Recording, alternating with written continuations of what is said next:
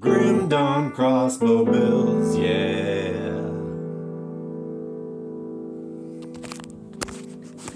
Hello world, welcome to Grim Dawn Crossbow Builds, where all we talk about are crossbow builds for Grim Dawn. Fangs of Asterkarn is coming out in 1 month, so there's never been a better time to like and subscribe.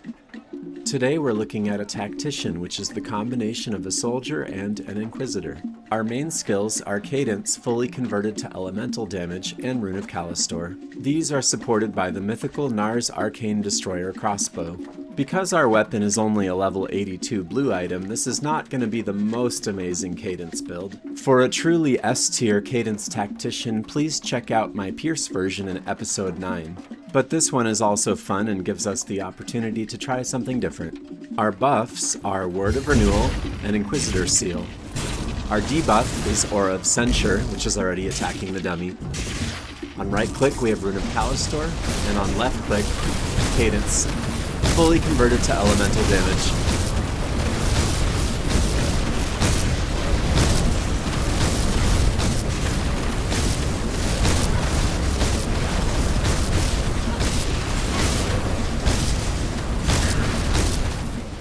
Let's look at our skills.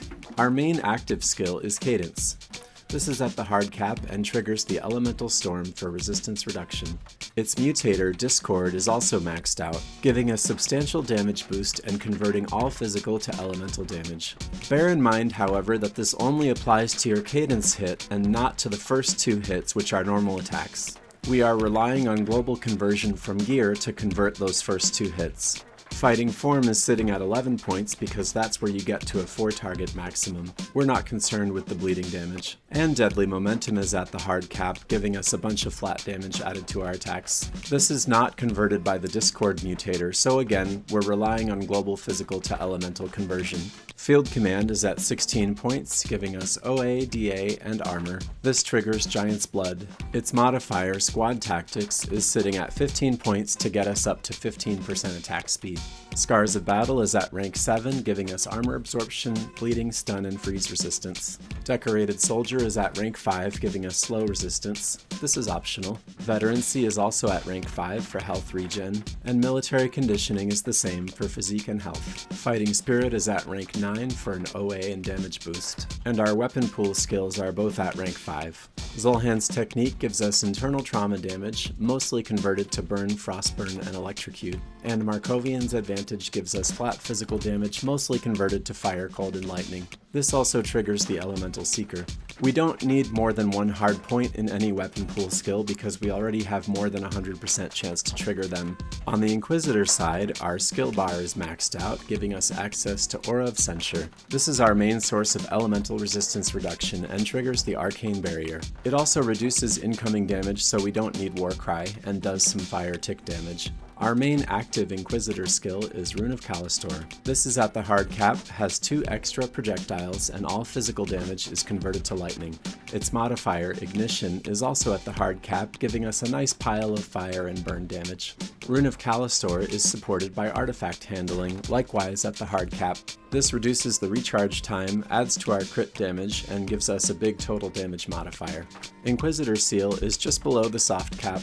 This is optional, but the damage absorption does help against bigger bosses, and this is a good place to put any leftover points you have. The Runic Seal Transmuter cuts down on the recharge time, and the Arcane Empowerment modifier gives us more damage while we're standing in the seal. Deadly Aim gives us more OA periodically. 1 point here is fine because our base OA is already quite high, and we also have Fighting Spirit. Word of Renewal is our healing buff, sitting at rank 17. This gives us DA and movement speed. The Word of Arms Transmuter reduces the cooldown. Vigor gives us health and flat armor, which applies to all of our gear slots. And Steel Resolve gives us more damage and Ether and Chaos resistance. As mentioned, we have 1 hard point in all of our weapon pool skills. Storm Spread is at rank 6, and part of this piercing damage is converted to elemental. Chilling Rounds is at rank 7, with this pierce damage also partly converted. And Bursting Round is at rank 6. Most of this physical damage is also converted to elemental. Finally, we have the Ranged Expertise passive buff, giving us damage, attack speed, and movement speed. Let's look at our devotions. We've got all the affinity colors here, but we're mostly focused on green and purple points so we can pick up Blind Sage at the bottom. A point in yellow starting out will get you the lion, we're just using this for affinity points. And a point in red will get you the viper for elemental resistance reduction. A point in green will get you the spider for attack speed and green points, and the quill for green and purple points. After that, you can take the toad for some life leech and more green and purple points, Rowan's crown for the elemental storm proc, and crab for the arcane barrier. You'll also need blue points, so you can pick up something like lizard and then take kraken. Once this is finished, it can rely on its own affinity and you can take out the lizard. The rest of our green points we get from Hydra and Behemoth. Hydra gives us OA, damage, and attack speed, and Behemoth gives us a lot of life regen, including the Giant's Blood proc. Later on, you can refund some of your Crossroads points and start filling out the Blind Sage. Let's take a look at our gear. Our weapon is Mythical Nar's Arcane Destroyer, with flat elemental damage, global physical to elemental conversion, attack speed, and +2 to all of our skills. Paired with this are a couple of the Dawnshard items. This isn't a set, but it kind of acts like one. This helm, the Mythical Dawnshard Gaze, is crafted from a blueprint.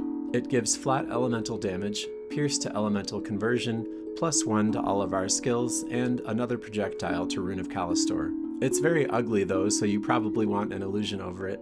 In our glove slot is another Dawnshard item, the Mythical Dawnshard Grip. These also give flat elemental damage, pretty good attack speed, and 3 ranks to artifact handling and deadly momentum.